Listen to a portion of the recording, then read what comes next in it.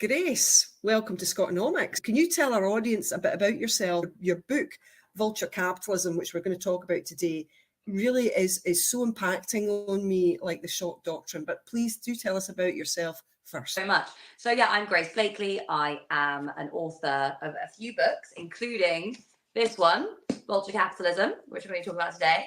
I am a kind of economics commentator and political commentator. So I write for Tribune magazine. I used to write for the New Statesman. I appear quite a bit in the media. So, just did Question Time, which was good fun, and all that sort of jolly stuff. But yeah, the main thing I do is write books and talk about them. You're an Oxford or Cambridge graduate, though, aren't you? Oxford, yeah, for my sins. And what did you study there? I did the degree that every single terrible person who has ever run this country has done, or our respective countries: politics, philosophy, and economics. It's a good way to know. It's a good way to know the enemy, isn't it, Grace? I would say so, yeah. To fraternize with them. So, Grace, in your introduction, you state that living under capitalism, a system of pervasive unfreedom. But how could anyone object to a free market? And are these markets truly as free as they purport to be? So the whole premise of the book, the argument of the book, is that capitalist societies aren't really free market societies. And one of the reasons that I wanted to write this book was to kind of take apart the misconceptions that people have about capitalism and also about socialism.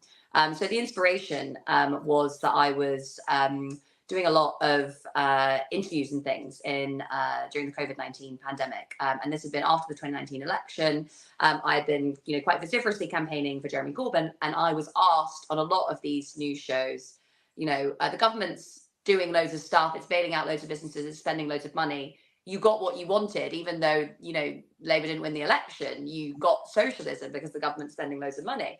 And I started to get really frustrated with this misconception and misunderstanding as to what socialism was.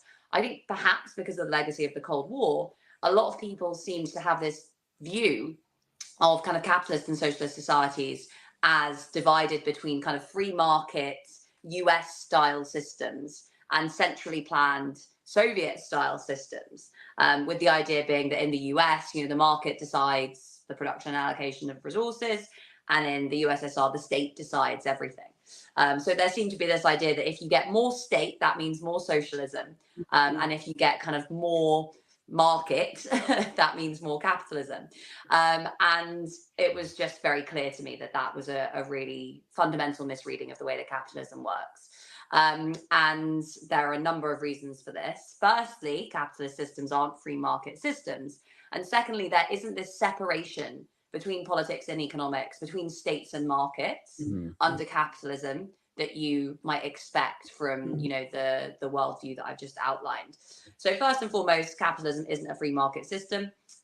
Most big markets within capitalist societies, within the global economy, are dominated by a couple, maybe 4 or 5 massive multinational corporations that dominate their industry and which are capable of wielding immense amounts of power in the economies in which they are headquartered and in the global economy as well. So they have kind of monopolistic or oligopolistic power within these markets. And that allows them really to plan who gets what. The whole free market idea is that in an actual market, nobody has the power to plan because the market basically decides everything. There's lots of different firms all competing for, the same kind of market share. And if any of them goes wrong, makes the wrong decision, if the managers kind of invest in the wrong thing at the wrong time or put prices up, then they will lose customers and ultimately they will go under because there are so many other firms for consumers to choose from. This is not obviously how most markets work, but it's very, very far away from how markets work under capitalism because you have these massive corporate giants that don't really have this market discipline pushing them in all these different directions. They're really able to make active decisions to plan who gets what. And I look in the book at how that planning takes place within the organization. So how these kind of organizational hierarchies exist to basically kind of dominate and control labor, to control workers, and how that planning works at a societal scale and at a global scale. So how, corporations can wield corporate sovereignty, how they have kind of imperial power, how they're able to kind of, manipulate markets and kind of even manipulate law and create their own kind of versions of law as well. So because, these corporations have so much power, they're able to plan, and it's not really a free market system. But there's also is that the state isn't separate from the market. So we have this kind of liberal view, which is that, if markets aren't working very effectively, so if there is a bit too much market power amongst a few corporations, then it's the state's job to step in and enforce competition or kind of regulate those markets more effectively. The issue is that the state can't do that, because what happens within the state is influenced by the balance of power in society as a whole. So if big corporations have a lot of power over the economy, they're also able to wield that power within the state. They're able to influence politicians, they're able to influence legislation, regulation, really kind of shape the political environment as well as the economic environment. So these two fields of power aren't separate, and in fact they tend to reinforce each other. So capitalism is this system based on a kind of fusion of public and private power in service of the interests of those at the top. And I've got a bunch of examples in the book that show precisely how that works. Yes, so we're going to come on to some of those. But before that, I'm going to talk about the more philosophical aspects of the book as well, because you talk about Friedrich Hayek, who was the author of The Road to Serfdom. Most people probably know this, that Thatcher was a big fan, and she used to carry this book around with her. But he was quite clear that these were freedoms. This market freedom, these were freedoms that some people could enjoy, but not everyone. He was quite honest about that. And what I wanted to bring to your attention as well was a fabulous speaker, a Scottish speaker, and I'm trying, Jimmy Reid, and he was on Parkinson years ago, and he was talking about this very distinctly, and we'll maybe put that clip in later. So Hayek and also Keynes as well, they both had quite a patronizing look at society. They didn't really think, that society as a whole could really influence events, and it was really up to the elites. I was really taken aback, most especially by thinking that Keynes thought this way as well.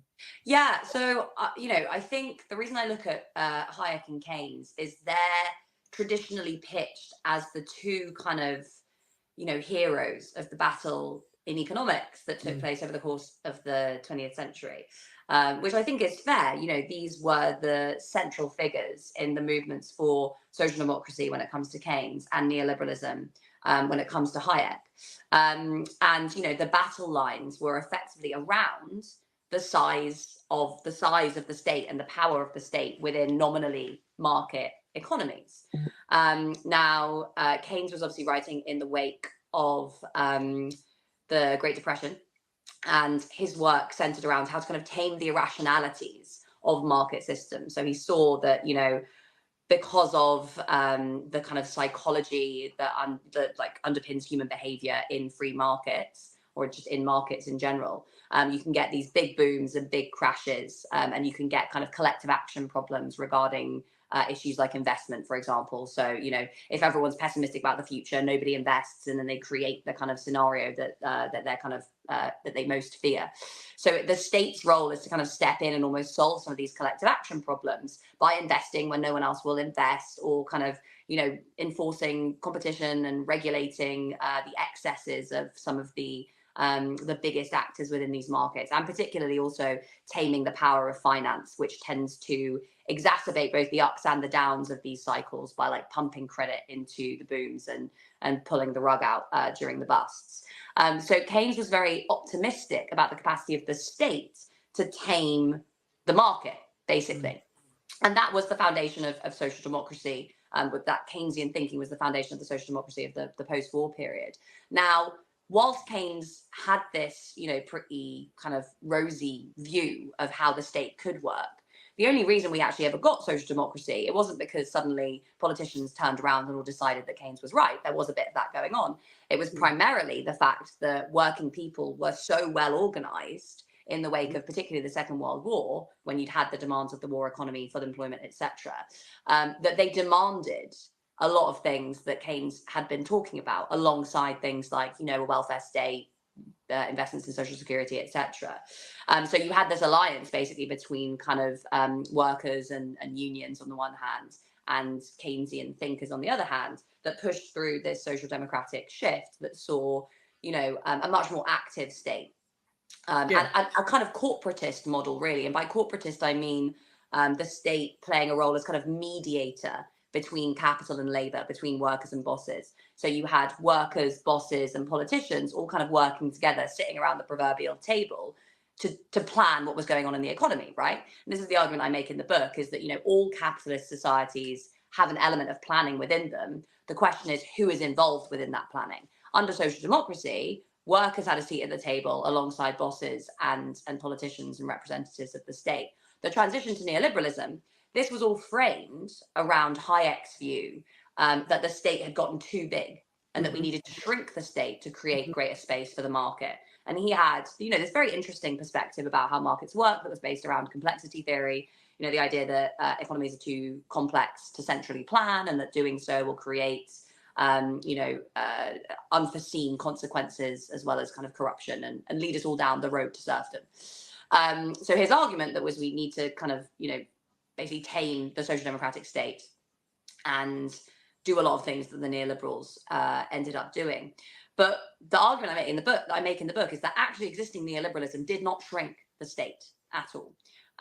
It did cut state spending in some areas, particularly when it comes to support for workers. But spending also increased in other areas.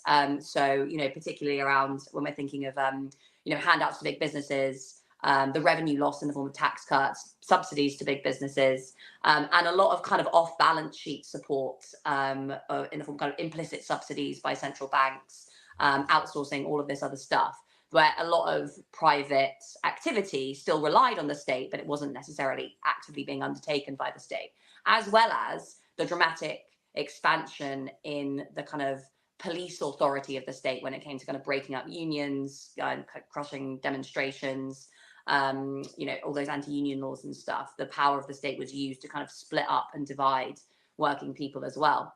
So the state didn't get smaller by any stretch of the imagination with the neoliberal shift.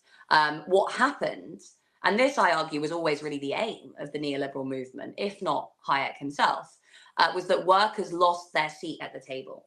So the social democratic model was planning, tripartite planning, basically.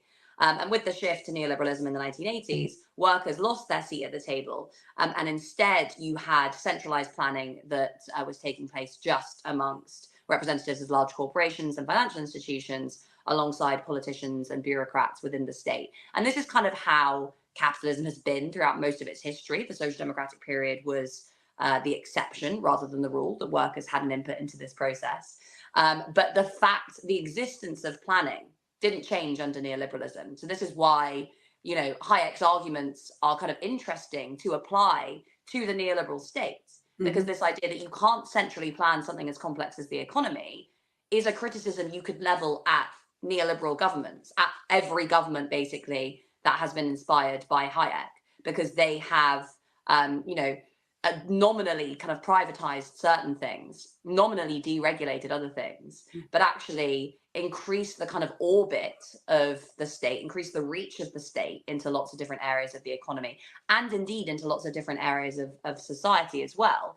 And this all culminated, of course, with the financial crash in 2008, when the government just said, right, well, you know, all of the liabilities of the private sector, we'll just soak them all up and bail the bankers out and then impose the costs on everyone else. And that really showed that the argument that planning has a place in a capitalist economy was never really about planning, because this is this is planning on a mass scale. It's actually about who gets to plan, who has the right to sit at that table where the planning is taking place. Yeah. I want to move on to the chapter that you wrote about Boeing, and I want to give some insight into the horror of this story that you start off with. So in 2018, Jakarta, 2019, 181 passengers on board the plane, as well as 6 cabin crew and 2 pilots died. And in 2019, Ethiopian Airlines Flight 302 had plummeted out of the sky and hit the earth at a speed of 700 miles per hour. The wreckage from the flight was driven 30 feet into the surrounding earth, and the impact crater was 90 feet wide and 120 feet long. All 157 people on board died instantly. This is shocking. And how did Boeing allow this to happen? Yeah, so the Boeing story is really, really shocking. And it's a fantastic example of kind of capitalist planning gone wrong, basically, and how, large corporations can get away with so much and then basically, feel no accountability because the market is not going to impose costs on a firm as big as Boeing. And even if it did, it was protected so much by the American state. So this isn't actually just a story about Boeing. It's a story about Boeing in alignment with the US state. So the 737 MAX disasters, as you've just highlighted, were two plane crashes involving the Boeing 737 MAX planes. Now, these planes have been manufactured by Boeing they were called the 737 MAX because they wanted to make a plane that was seen to be as similar as the Boeing 737, which is one of the most successful plane designs ever. And Boeing had made agreements with a bunch of airline carriers that the planes would not require any new training, so the pilots wouldn't have to be retrained, so they would be as similar to the 737 MAX as possible. But the issue is that these were not smaller 737 MAX planes; they were massive. And the reason that they wanted to make these planes so much bigger was that it increased profits for the airline carriers because it allows you to get more people onto a single flight. But to do that, they had to make these planes with massive, massive engines. And then, for issues to do with how the plane takes off and lands, they had to shift those engines back on the plane. And they found that the positioning of the engines combined with their size create this problem that the plane had a tendency to stall. So this is, a really significant problem. But rather than dealing with the problem head on, they decided to create this software fix, which is basically whenever the plane starts to stall, a sensor on one of the wings detects the stall and then automatically pushes the plane's nose down in the ground, basically to stop it kind of tilting up like that. So it pushes the plane's nose down. And this was called the MCAS system. Now, this was an automatic system that it would have been, extremely difficult to correct manually because of the force that was pushing the plane down into the ground. It wasn't, part of the pilot's training, so they weren't really aware as to what this system was, the pilots who were flying this plane. And it was only connected to one sensor. So if there was a malfunction on one of the sensors, as is what happened in both of those plane crashes, then the nose of these planes would just dive out of the sky and just plummet into the air, killing everyone on board. Now, it emerged in the wake of these crashes. At first, Boeing tried to blame the pilots, but it emerged in the wake of these crashes that senior executives at Boeing had known about the problems with the plane, about many, many problems, not just this, multiple different problems with this plane before it went to market. The regulators had basically been asleep at the wheel because they had moved to this philosophy. The FAA had moved to this philosophy of self-regulation, which was the same philosophy as that which underpinned regulation of finance before the financial crisis.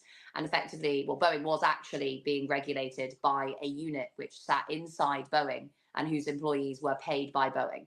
So there was just a massive conflict of interest here. And the FAA kind of highlighted some problems with the plane, but these were effectively ignored and it was allowed to go to market anyway.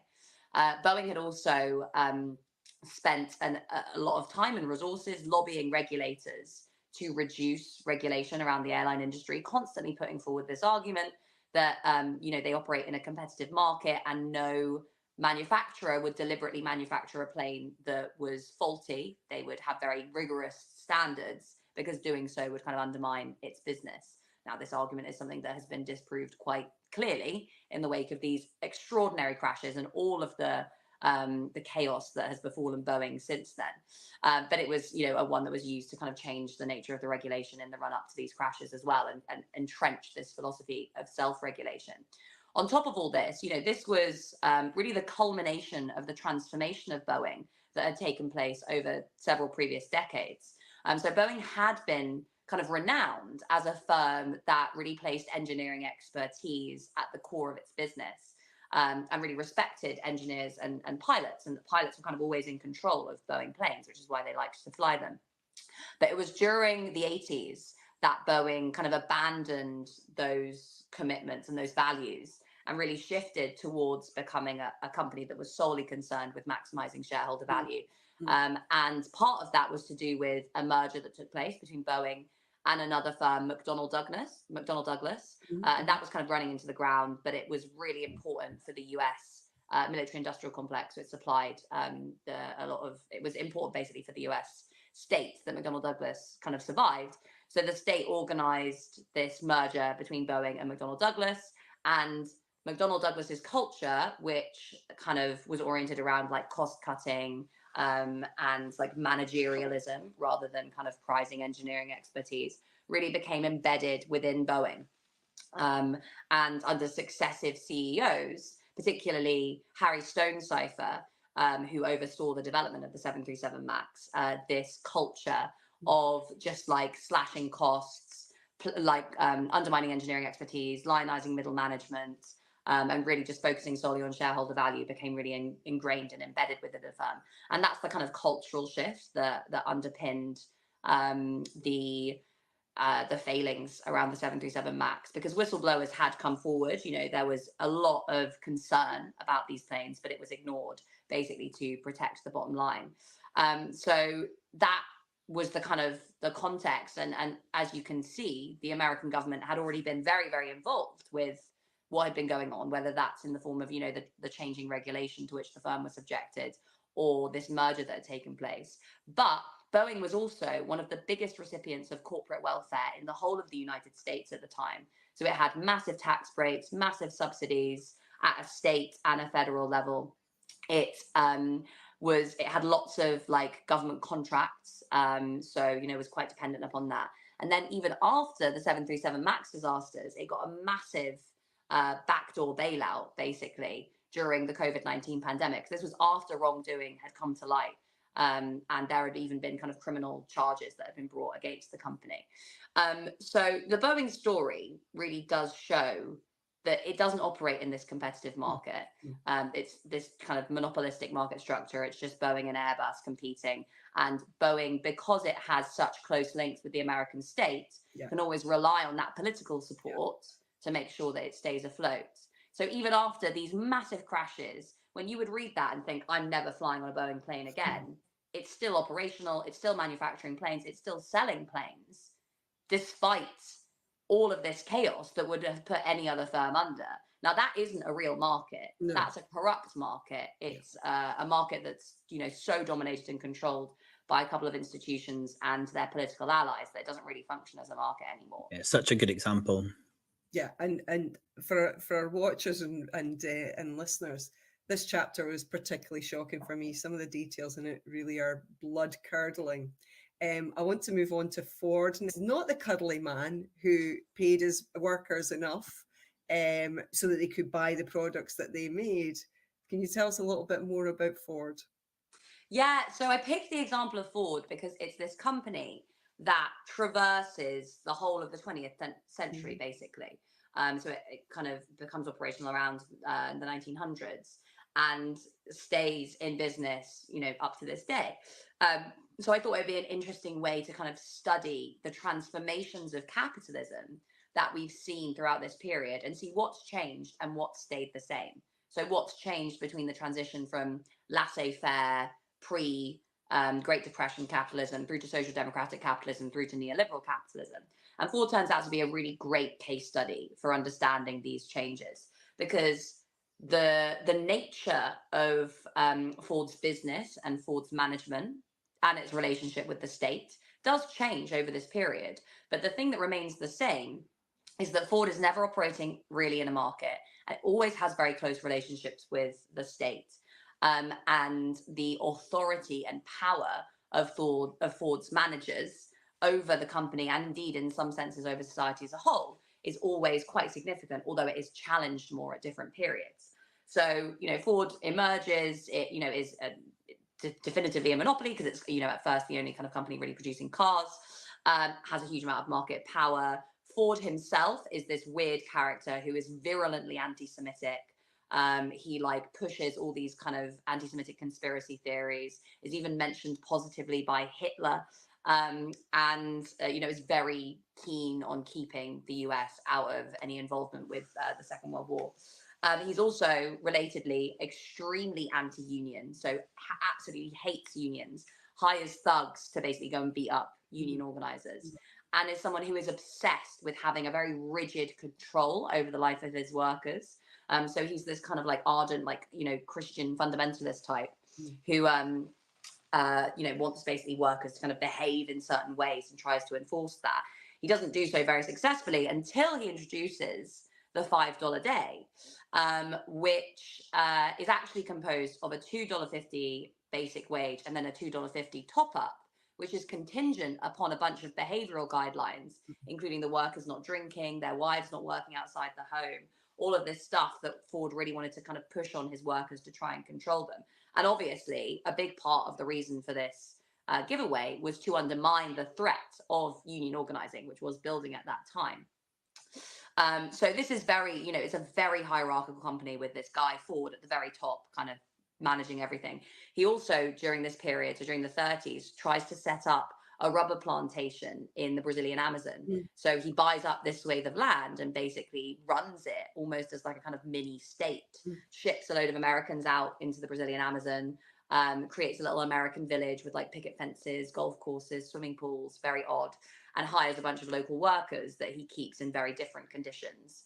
And again, tries to kind of subject them to these like rigid controls. But the whole thing is a disaster. The workers rebel. A lot of the managers die of diseases, and they're not very good at harvesting rubber anyway. And eventually they come up with a synthetic alternative that means that the whole project kind of doesn't really get off the ground. But again, it shows the ambition of this guy. He kind of acts as though he's like, an imperial planet, or a colonist, I suppose, like an imperialist that can go up and just buy up a whole swathe of land and be like, this is my little mini, he literally called it Fordlandia. It's my mini kind of territory, and govern it as he governs his own company, as he governs workers and tries to exert these rigid controls over their behavior. So the power that this guy has is really, really significant. The power and authority that he's able to exercise over his workers and over society as a whole, very significant, because again, he doesn't have that many competitors, and he's very closely aligned with the American state as well. This corporation only escalates during the Second World War. Ford is playing both sides. So there are Ford companies that are supporting the German war machine, Ford factories, that are supporting the German war machine. And Ford is also manufacturing a huge proportion of, certain like aircraft and weapons and things that are used by the US as well. And during this time, kind of cooperation between Ford and the government steps up. There's like a whole new factory that's built with a load of support from the US, and they just become very, very closely intertwined. And this is the kind of, this is also a period during which his workers start to get organized. Yeah. And Ford doesn't like this very much, but eventually the UAW wins recognition and is able to really fight to get a seat at the table. And this obviously reflects the trends that we were talking about earlier, the demands of the war economy, full employment, a general kind of increase in workers' power that had taken place over this period, so that when the Second World War ends, Ford's workers are just much stronger and more powerful relative to Ford.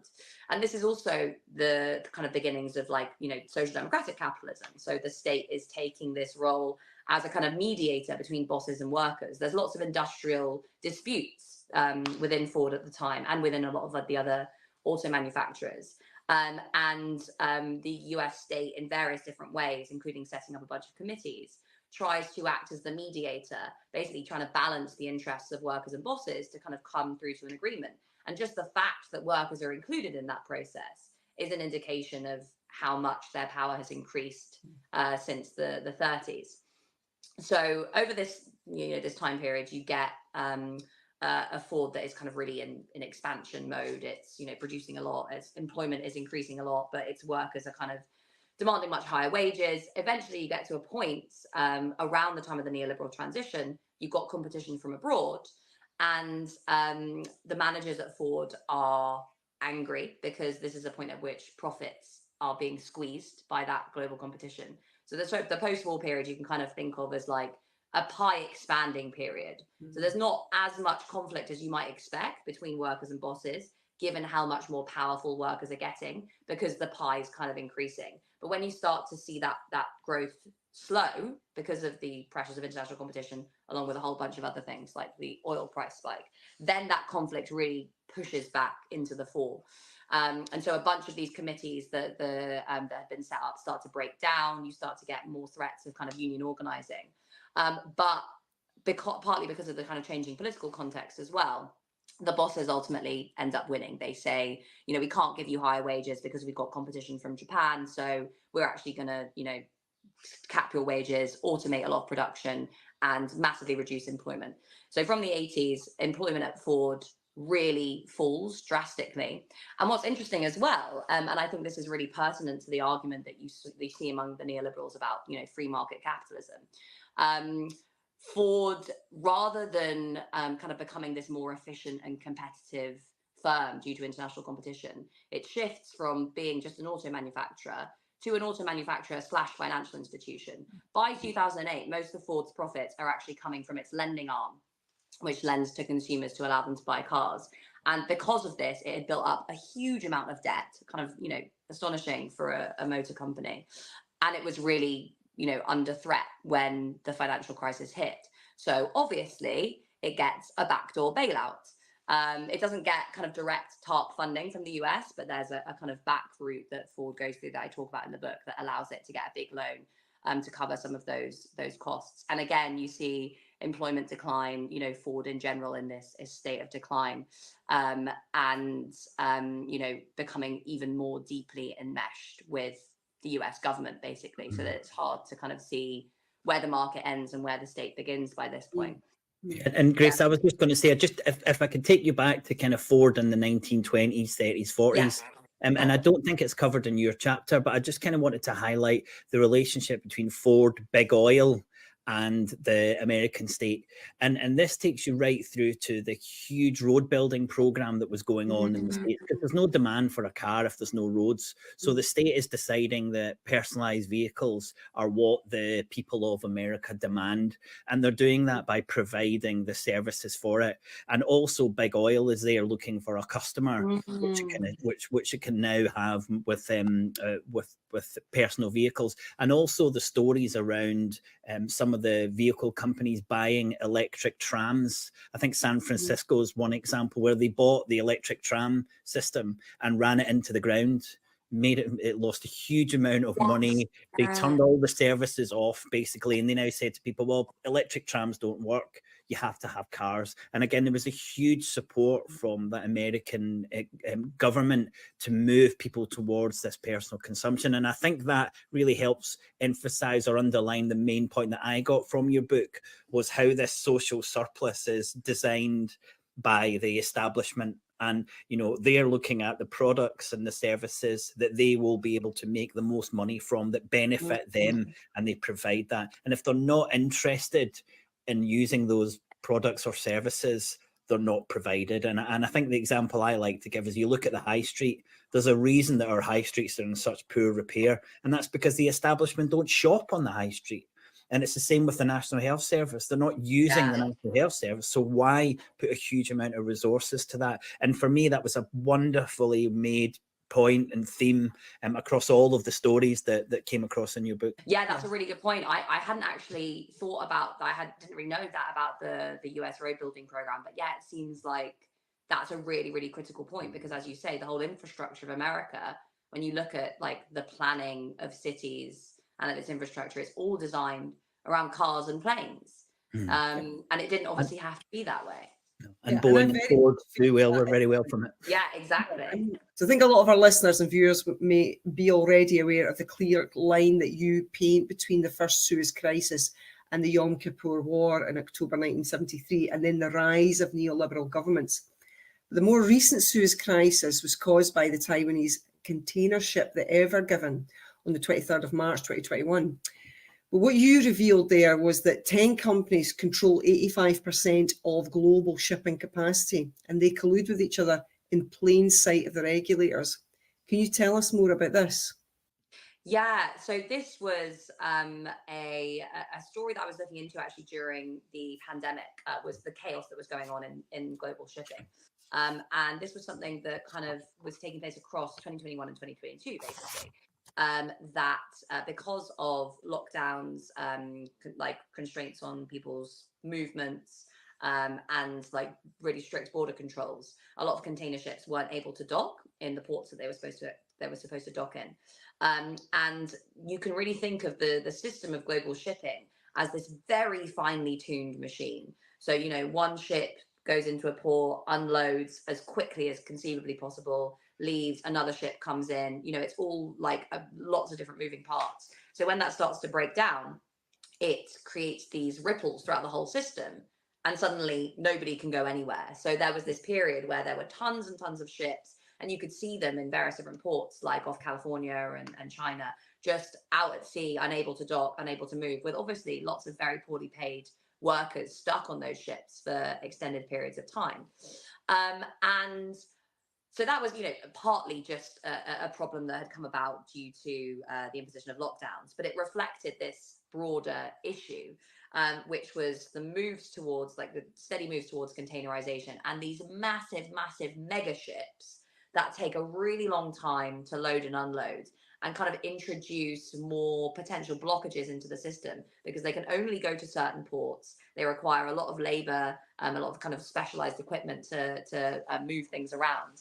And when one of them gets, you know, is unable to dock in this port that it's supposed to be going to, it creates these backlogs that really kind of reverberate throughout the whole system. They also create this problem of like getting stuck in the Suez Canal. So the Ever Given obviously got stuck in the Suez Canal, which again exacerbated these problems by creating an even bigger backlog, because, you know, a lot of ships basically had to like not do the Suez Canal and go around the Cape of Good Hope, which, you know, creates massive more delays. So, you know, global shipping was in chaos, right? It was partly to do with these trends that had been pushed by the big shipping companies, because obviously, you know, it's a similar sort of thing with the airline manufacturers. The more people you can get onto a plane, the more profit the airline carriers make. The more containers you can get onto a ship, the more profits the shipping companies make. So this had been a whole reason for like the transformation of infrastructure that has changed the kind of spatial geographies of entire countries, right? If you have one massive ship that can only go into one very, very deep water port, suddenly a bunch of communities that had been based around docks are like, you know, unable to provide employment anymore, which is something that you've seen in a lot of different places and all around the UK, as I'm sure you both well know.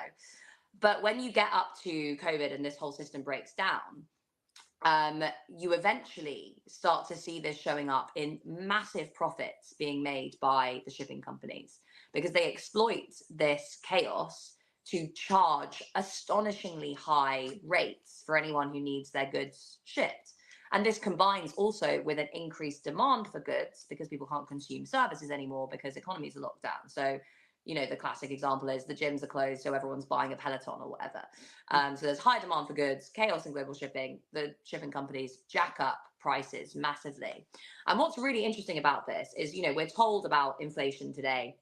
It's all the result of the war in Ukraine and rising oil prices. But actually, a part of it is to do with these shipping costs, because the lag between the costs of shipping something and the prices on the shelves is about a year and a half. So a lot of the kind of post-COVID inflation that we saw was at least partly to do with this massive increase in shipping costs that we'd seen over 2021, 22, and to an extent 23. And all of that, or profiteering, Grace. exactly, had been sucked out of the profits of consumers and into the pockets of these giant shipping companies that are run by some of the wealthiest people in the world. Yeah, I'm going to come to the last chapter as well. So taking back control. In your last chapter, you talk about the decentralization that could have been in Chile under Allende's government. Do you think that he moved too fast for the time? And do you think that he could have succeeded today with all the technological advantages that he would have had today? You know, the big problem that Allende faced is the problem that all governments in the global south face, which is the problem of imperialism, basically. And this was particularly acute at the time that Allende was trying to do this, because obviously it was in the context of the Cold War.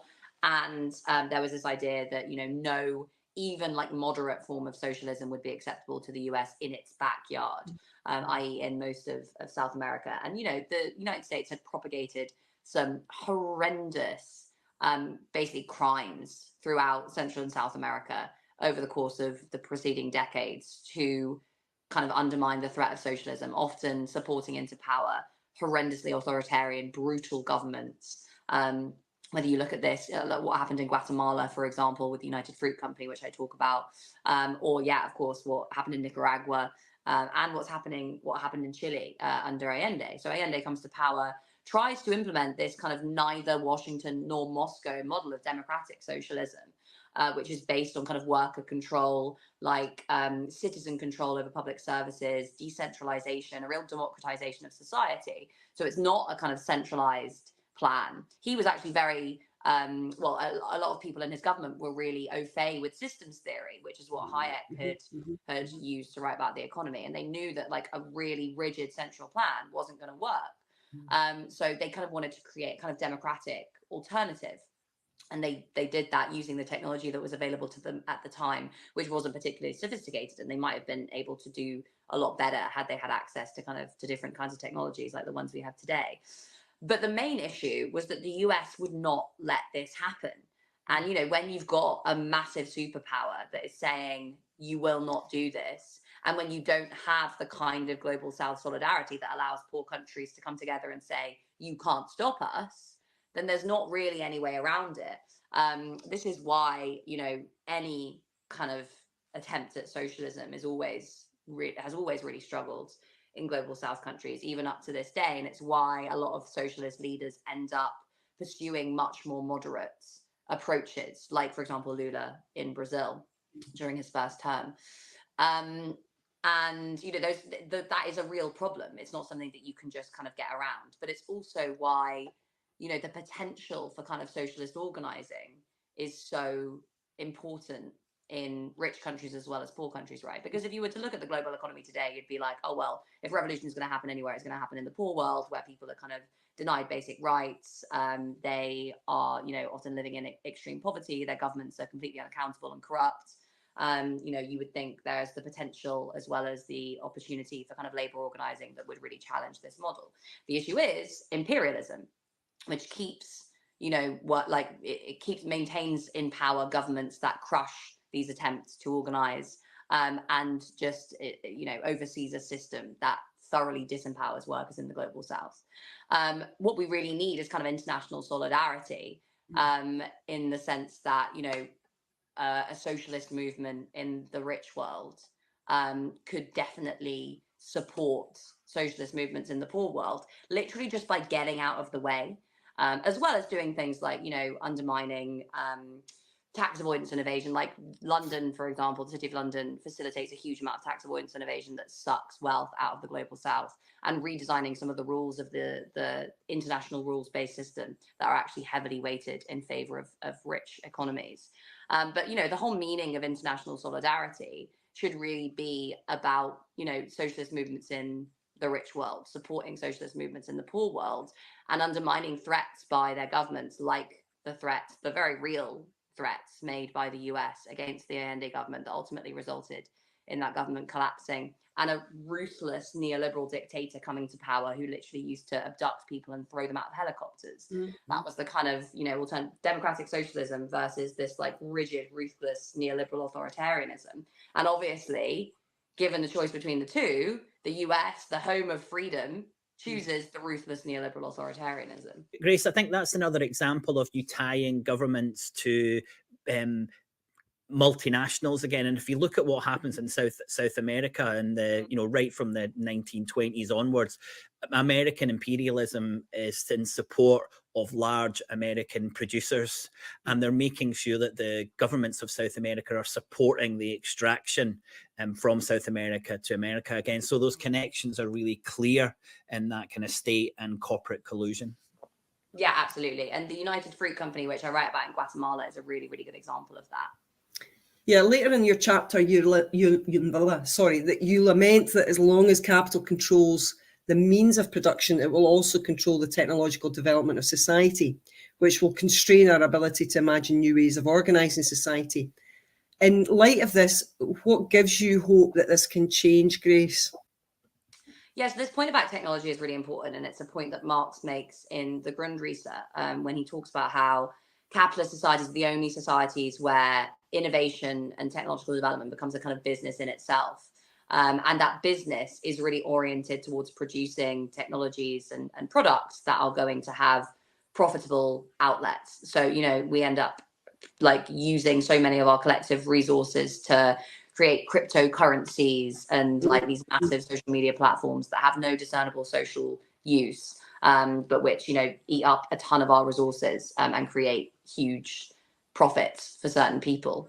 You know, you can just imagine the kind of society that we'd be living in if technological development had been oriented around social use rather than profit. It would be a completely different world. The issue is that, yeah, you know, the capitalists control.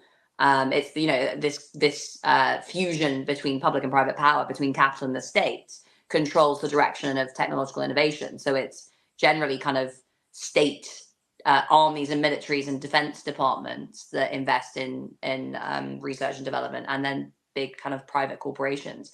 And, you know, you can see this today with like Elon Musk trying to get to Mars to escape a dying planet. So bringing technological development and innovation under democratic control would be like a massive step towards, you know, building a different kind of economy. And I look in the book at like a number of different ways that you can do that. So I think like some of the ideas that Mariana Mazzucato, for example, has in her book, which looks at this, are really good. Like, I'm a bit more skeptical about the potential to just get the state to do good things. You have to build power to force politicians to do things differently. This is Mariana Mazzucato's idea of a mission economy, isn't it? Yeah, exactly. Yeah. Which I think, you know, that could be good if it was driven by the right power dynamics. So you have to start by like building a base to demand a shift towards a democratic economy first. But, you know, the whole idea of the mission economy, I think, works alongside measures to kind of democratize finance and investment, which I also talk about in the book. So like having a kind of democratic national investment bank, a kind of people's asset manager, that sort of thing, that could put the funding behind different kinds of technological innovation. And the idea ultimately, I think, is, you know, there are lots of discussions as to whether you can have a truly kind of democratic economy, because it relies on a lot of kind of human decision making, as opposed to the kind of elegant, hands-off, decentralized approach of the market. But there is an argument to suggest that with the right kinds of technology, you can actually build an efficient and effective democratic economy. It would just require that we were looking to develop very different kinds of technologies, right? It would require a lot of focus on that particular area. So that potentially puts in place the technological foundations for a transition to socialism, basically. But it requires a lot of building power in the here and now to even begin to think about what that might look like. Fantastic. And I think it's great to have a Marxist book doing so well and knowing that so many people